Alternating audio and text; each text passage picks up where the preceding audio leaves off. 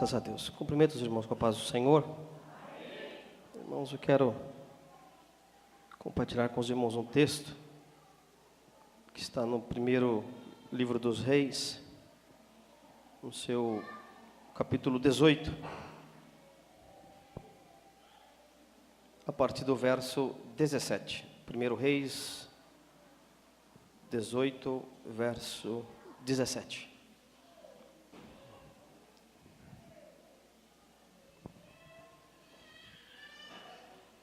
Amém, meus irmãos? Que diz assim. 1 Reis 18, verso 17, diz-nos assim: E sucedeu que, vendo Acabe a Elias, disse-lhe Acabe: És tu o perturbador de Israel? Então disse ele: Eu não tenho perturbado a Israel, mas tu e a casa de teu pai, porque deixastes os mandamentos do Senhor e seguistes os Balaíns. Agora, pois, envia, ajunta a mim a todo Israel no Monte Carmelo, como também os 450 profetas de Baal e os 400 profetas de Azera, que comem da mesa de Jezabel. Então enviou Acabe os mensageiros a todos os filhos de Israel e ajuntou os profetas no Monte Carmelo. Então Elias se chegou a todo o povo e disse: Até quando cocheareis entre dois pensamentos? Se o Senhor é Deus, segui-o, e se Baal, segui-o. Porém o povo não lhe respondeu nada.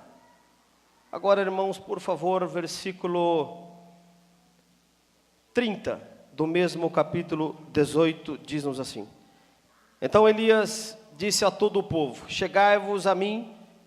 E todo o povo se achegou a ele, e reparou o altar do Senhor que estava quebrado. E Elias tomou 12 pedras, conforme o número das 12 tribos dos filhos de Jacó, ao qual veio a palavra do Senhor dizendo: Israel será o teu nome. E com aquelas pedras edificou o altar em nome do Senhor. Depois fez um rego ao redor do altar, segundo a largura de 2 medidas de semente. Então armou a lenha e dividiu o bezerro em 2 pedaços, e o pôs sobre a lenha. E disse: Enchei de água 4 cântaros, e derramai-a sobre o holocausto e sobre a lenha.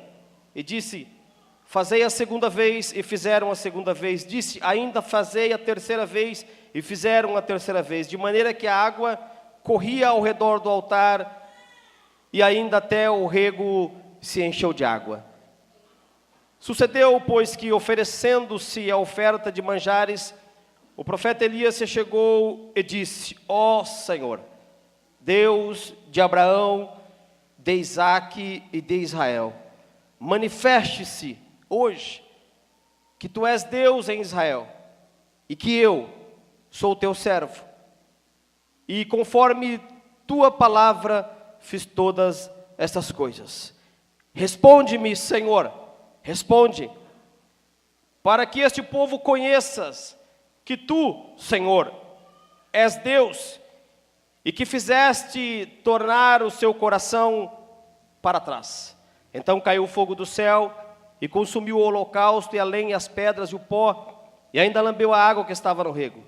O que vendo todo o povo caiu sobre os seus rostos, e disse: Só o Senhor é Deus, só o Senhor é Deus. Amém. Meus irmãos, um texto bem conhecido, que os irmãos, por certo, desfrutaram aí dele na escola dominical. E dentro, irmãos, desses versículos, eu queria, dentro desses poucos minutos que nos resta, tentar trazer aos irmãos algo, talvez, um olhar um pouco diferente daquilo que é de costume quando lemos um texto desse, quando nós somente trazemos a questão da manifestação de Deus, a questão de que Deus realmente é poderoso e de que Acabe é um perverso e traiu a Deus, coisas desse tipo. Mas vamos tentar trazer esse texto à questão da nossa mente. A questão do que esse texto está ligado. A questão de que aonde esse texto, ele talvez possa nos levar a um pensamento pífio, a um pensamento que não consiga ter, irmãos, algo ligado realmente ao que Deus espera de nós. Então, a nossa mente, ela tem um poder absurdo de absorção. Por exemplo, se eu tenho um amigo meu próximo, e ele chega até a mim e me conta algo secular, algo de fora, e ele acredita nessa mensagem, e ele traz, ele estende, ele transmite esta mensagem até a mim. E eu, por ser amigo e por gostar desse meu amigo, obviamente, então eu começo a dar-lhe crédito, eu começo a acreditar naquilo que ele me passou, sem pesquisar, sem poder pensar um pouco mais a fundo se tal fato que ele me traz, aquilo que ele me relata, é verdadeiramente real. Mas eu acredito no que ele me passa, porque ele é meu amigo, porque eu acredito nele. Mas o que ele te trouxe? Ah, não interessa, ele me falou, eu acredito nisso. Então isso é jogado a todos nós, irmãos, em todos os lugares. Quer na igreja, quer na rua, quer dentro da família, até mesmo no nosso convívio. Se nós temos um pouco mais de aproximação, de afinidade de alguns parentes, e se esse parente que nós gostamos um pouco mais, porque é mais presente, se ele nos diga algo, nós acreditamos. Mas se é um meio distante, se ele nos traz alguma informação, então nós colocamos uma barreira. Nós pensamos, eu vou esperar um pouco para ver se é realmente verdade. Mas, se é um amigo real, um amigo presente, mesmo de uma maneira falsa, nós assim damos créditos, porque a nossa mente trabalha às vezes assim, e nos leva a acreditar em algumas coisas que talvez não seja real, mas nós acreditamos. Então, irmãos, o texto que nós lemos aqui foi exatamente isso que o profeta Elias veio trazer ao povo de Deus. Vamos pensar um pouquinho, irmãos, dentro desse texto. Qual era a maneira, a manifestação, ou o que era-se real nesse cenário? Um cenário completamente contra a vontade do Senhor. Um cenário completamente afrontoso. Um cenário pífio, medíocre, sem nada que Deus pudesse olhar e se agradar. E a Bíblia nos conta que esse Elias, ele veio de um lugar que, se a grandeza deste Elias, se a vida que ele apresentou a Israel fosse falsa, nem Elias, nem a cidade, nem nada disso teria acontecido. Trazendo-se então que ele recebeu algo de Deus, porque no segundo texto que nós lemos, ele diz: Senhor, manifeste-se, que o Senhor é Deus. Senhor, manifeste-se, que o Senhor é Deus, e que eu estive contigo, manifeste-se. Vamos pensar, nos dias que nós vivemos hoje, irmã Meire, numa celebração tão rica como esta, que no capítulo 6 de João, o próprio Jesus disse: olha, vocês vão ter que comer de mim, vocês vão ter que beber de mim, para que tenham vida em vós mesmos. Então, diante de uma celebração linda como esta, irmãos, para onde paira a nossa mente? Para onde ela flutua? Para onde ela se agarra? No que é que ela acredita? A sua mente. Então, quando o profeta Elias, ele chega, irmãos, como para Acabe, perturbador, olha o que ele diz, se é que nós temos coragem. Acabe chega: oh, você que é o perturbador de Israel. Ele diz: você é Acabe, e digo mais, você e tua família. Olha, irmãos, que coragem absurda. Não, irmão Diego? Que liberdade, aonde e como este homem passou as horas dele com Deus. Qual foi a mensagem que Deus lançou à sua mente? E aonde ou o que é que ele acreditou? Em Deus, em algo real, em algo que ele podia sentir de fato. Não aquele pensamento que jogou-se, como o povo vivia crendo que Baal então poderia dar-lhe chuva. E nós temos essa confirmação no primeiro texto que lemos, que Elias mesmo disse ao povo: olha, vocês estão acreditando nessa mentira. Vocês devem ter esquecido de tudo quanto Deus fez a vocês. Vocês devem ter esquecido de tudo isso. O livro de Lamentações traz para nós, irmãos, que nós nunca devemos esquecer de todas as vezes que Deus se aproximou de nós em forma de repreensão. O livro de Lamentações mostra para nós que nós não devemos esquecer de Deus também nas horas que Deus veio sobre nós com bênção. E que nós temos que estar com a nossa mente fitada nesses dois pontos, negativos e positivos. Aonde foi que Deus te tratou, não esqueça. Aonde foi que Deus te ajudou, também não esqueça, para que nós não venhamos perturbar o que está dentro da nossa mente. Então quando Elias chega e disse isso ao povo: olha, vocês vão ter que decidir. Vocês vão ter que decidir. Ou vocês ficam com Baal e sirvam, não tem problema. Ou vocês vão ficar com Deus. O que ele estava trazendo para o povo, irmãos, era uma verdadeira teologia. Era trazendo à mente deles uma correção teológica, dizendo: olha, vocês têm que arrumar a tua mente. Vocês têm que colocar algumas coisas em ordem, ou colocar as coisas nos seus devidos lugares. Vocês esqueceram-se de Deus. Assim como Acabe perverteu-se, eles estão fazendo isso com vocês também. E vocês estão crendo. Então ele lança um desafio simples, irmãos, básico. Olha, trazem 2 bezerros, um para Baal e um para o Senhor. Porque o que está acontecendo muitas das vezes, irmãos, é que nós estamos vivendo uma vida tão pífia, que aquilo que nós estamos oferecendo para qualquer coisa inútil, não funcionou, nós queremos trazer isso a Deus. E jogamos isso dentro da nossa auto-misericórdia, auto-compaixão, e começamos a pensar: vai funcionar. Não funciona, irmãos, não funciona. Quando eles prepararam os profetas de Baal, quando eles prepararam tudo bonitinho, nada aconteceu. Então as pessoas dizem que Elias zombou, sim, é verdade, porque ele estava tão convicto da mente que ele tinha, ele estava tão certo daquilo que ele estava, a mensagem que ele estava transmitindo, que ele tinha total certeza de que isso seria um fracasso. Então nós temos que pensar dessa forma, a certeza daquilo que nós falamos.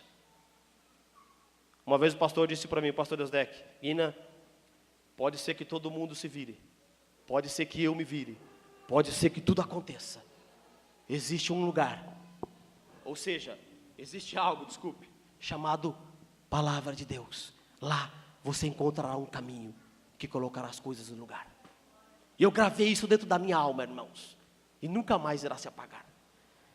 Então, voltando para o texto, quando os profetas de Baal começam a fazer e nada lhe acontece, Elias disse: olha, repense e pense novamente, e nada acontece.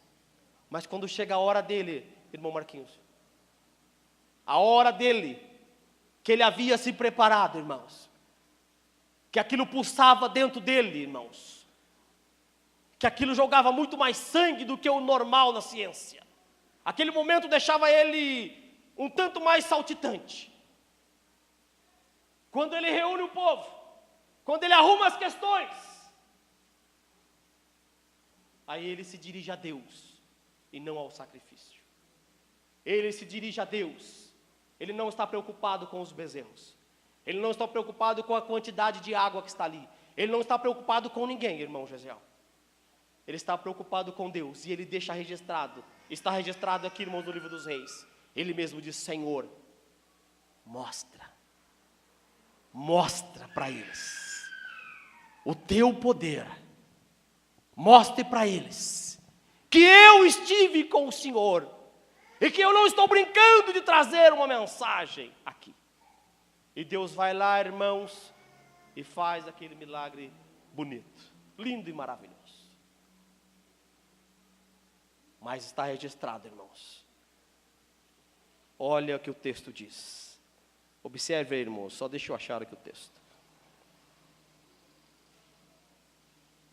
1 Reis, capítulo 18, e o versículo 36.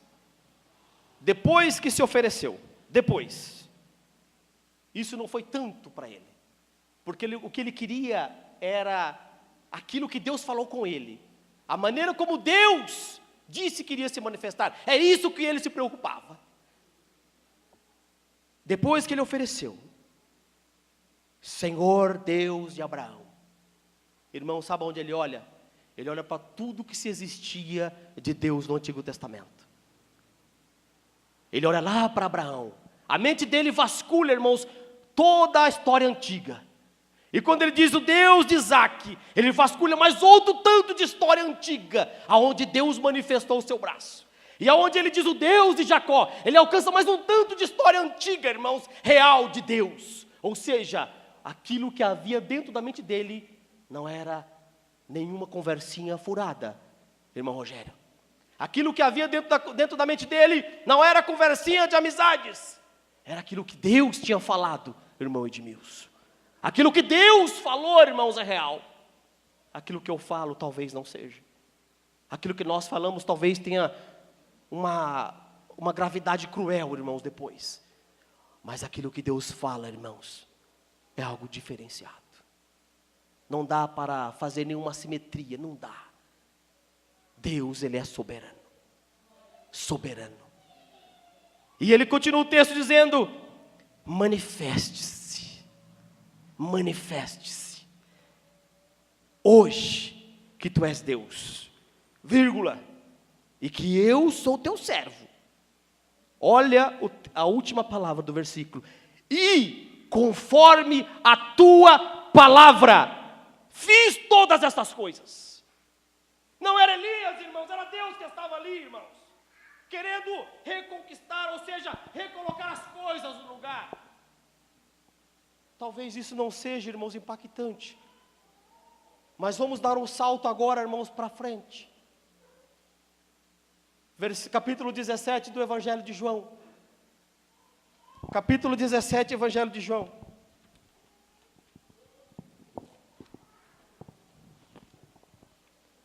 Versículo 8. Eu lhes dei a tua palavra, e eles a receberam, e eles verdadeiramente acreditaram que eu vim do Senhor. As palavras do profeta Elias, irmãos, reprisadas pelo Senhor. Aquilo que Jesus recebeu de Deus, Ele repassou, irmãos. E nós estamos aqui, irmãos, dizendo, falando, pregando, orando, e dizendo que estamos tido ou que nós passamos tempos com o Senhor. Mas Jesus falou que haveria de ter sobre nós uma manifestação real do Cristo. Hoje pela manhã, irmãos, eu acordei e fui ler esse texto. É como se alguma coisa pudesse acontecer no decorrer do dia, irmã Meire.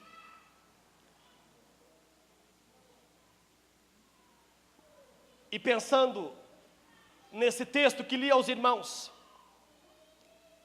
uma manifestação simples de Deus no antigo registro. E nós lemos, e se é um pregador mais eloquente, nós então até manifestamos algumas reações. E que depois, na segunda-feira, fica como se fosse qualquer outra mensagem, que não muda. Mas teve um homem, irmãos, que ele conseguiu tentar transmitir significados. E eu coloquei aqui, irmãos, um deles sobre Tertuliano, que ele dizia que a morte era a remoção do fôlego ou a partida da alma. que é a nossa condição hoje, irmãos. A nossa condição real hoje. Aquilo que a tua mente não consegue produzir. Aquilo que tua mente não consegue prender ou barrar, a morte.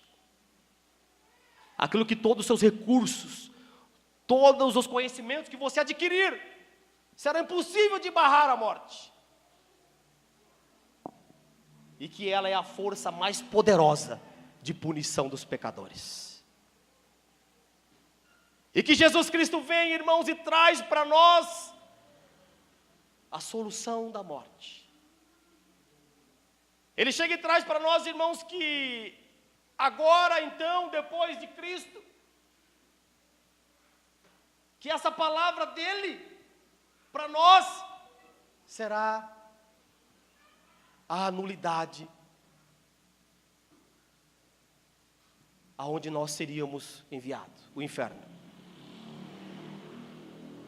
E nós lemos a palavra de Deus, irmão Orlando, e parecemos não crer mais nela. E nós lemos as mensagens de Deus, a Bíblia, e começamos a pensar em tantos e tantos e tantos outros teólogos antigos, que falaram e falaram e falaram e falaram. E que é bom, não é ruim. Mas, irmãos, Jesus disse para nós algo importante, que tem que estar na nossa mente. Muito mais do que Elias, muito mais do que os outros profetas, muito mais, irmãos. Ele disse para nós algo importante, que nós temos que reparar nessa noite. Aonde é que está o nosso pensamento? Quem é que comanda o nosso interior? Quem é que conduz? Quem é que está nos impulsionando para algo? Se não for Ele, irmãos, algo tem que ser reparado. E por que eu digo isso, irmãos? Estava conversando isso com a minha esposa e pensando. Porque às vezes nós criticamos, às vezes nós falamos, às vezes questionamos, irmã Adriana, tantas coisas, internamente e externamente. E eu lembrei daquela mulher adúltera, que Jesus disse para ela: pode fazer o que você quiser. Para eles, se você não tiver culpa no cartório, pode fazer compras.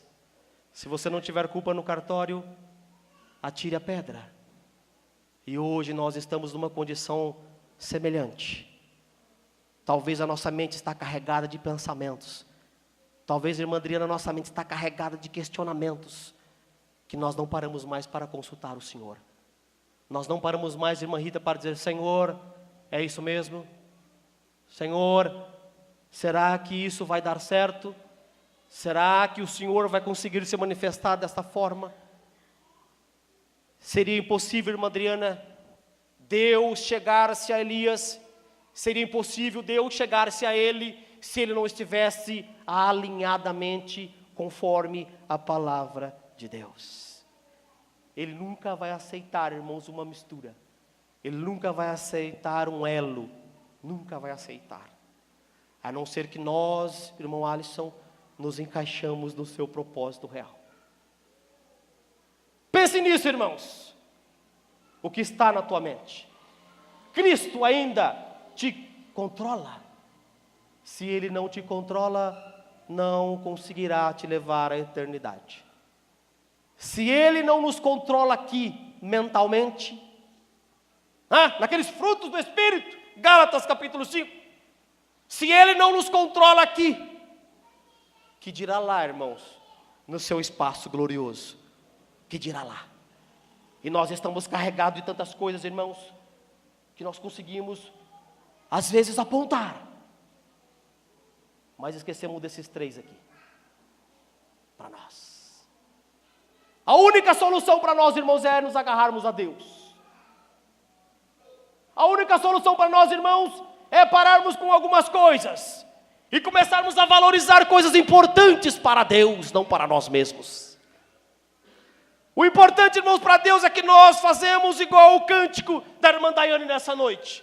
Que nós venhamos cada vez mais entrar a fundo, irmãos, e desaparecer. E que nenhum de nós mesmos, irmão, dos nossos sentimentos humanos, o nosso ego, tenha a oportunidade de subir no altar do Senhor. E digo para os irmãos, Hoje pela manhã, irmãos. Hoje pela manhã, eu peguei a minha Bíblia, falei para minha esposa algumas coisas e disse a ela: eu preciso ficar crente. Eu preciso, irmãos. Passar pela a jornada da vida e encontrar, irmãos, as adversidades cada vez piores e continuar crendo no Evangelho, não é tão simples assim, irmãos. Não é tão simples assim. Enfrentar situações amargas e colocar do lado a vida que Deus nos ofereceu e dizer: Senhor, olha tudo isso. Então, quando nós olhamos para a Bíblia, ela nos mostra quem que morreu por nós. Ela nos mostra, irmãos, qual que é o foco. Ela nos mostra, irmãos, o quanto que nós amamos a Deus de verdade ou não. Ou se nós queremos somente aquilo que Deus pode nos oferecer. Aonde nós estamos com a nossa mente, irmãos. É tempo de olharmos para o Calvário. É tempo de fazermos, irmãos, igual aquele ladrão fez, irmã Adriana. Não perguntar nada para o Senhor. Nada. Não questioná-lo de nada. A não ser dizer: Senhor, eu sei quem eu sou. Eu sei que eu mereço estar aqui. Eu sei quem eu sou. Mas o Senhor não. O Senhor não merece isso. Um ladrão na cruz. E Jesus olhar para ele e dizer: hoje não é amanhã. Hoje você vai estar comigo no meu reino. Que coração é este? Que mente é esta?